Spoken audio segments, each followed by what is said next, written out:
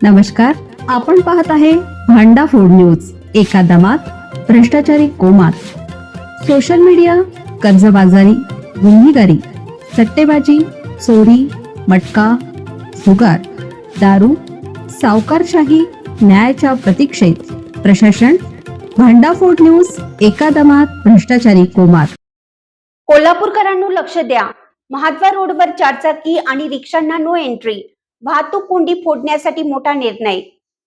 कोल्हापूर शहरातील नेहमीच अत्यंत वर्दळीचा परिसर असलेल्या महाद्वार रोड परिसरातील वाढती वाहतूक कोंडी कमी करण्यासाठी शहर वाहतूक शाखेने महत्त्वाचा निर्णय घेतला आहे. बिनखमी गणेश मंदिर ते पापाची तिकटी तसेच सरस्वती टॉकीज ते महाद्वार रोड चौकापर्यंत पापाची तिकटी या मार्गावर चारचाकी वाहने आणि रिक्षांना नो एंट्री लागू करण्यात आली आहे.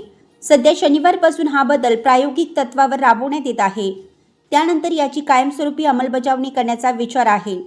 महाद्वार रोडवर गेल्या काही महिन्यापासून वाहतुकीची मोठ्या प्रमाणात कोंडी होत होती. या कोंडीचा परिणाम खरी कॉर्नर, मिरजकर टिकटी, निवृत्ती चौक आदी प्रमुख मार्गावर होत असल्याने शहरातील वाहतूक व्यवस्थेवर अतिरिक्त ताण निर्माण होत आहे. शहरातील वाहतूक व्यवस्थेवर अतिरिक्त ताण निर्माण होत होता. विशेषतः चारचाकी वाहने व रिक्षांच्या वाढत्या संख्येमुळे परिस्थिती अधिक गंभीर बनली होती.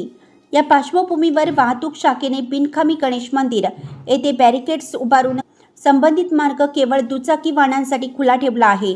त्यामुळे बिनखमी गणेश मंदिर ते पापाची तिकटी या मार्गावर चारचाकी वाहनांना प्रवेश बंद करण्यात आला आहे.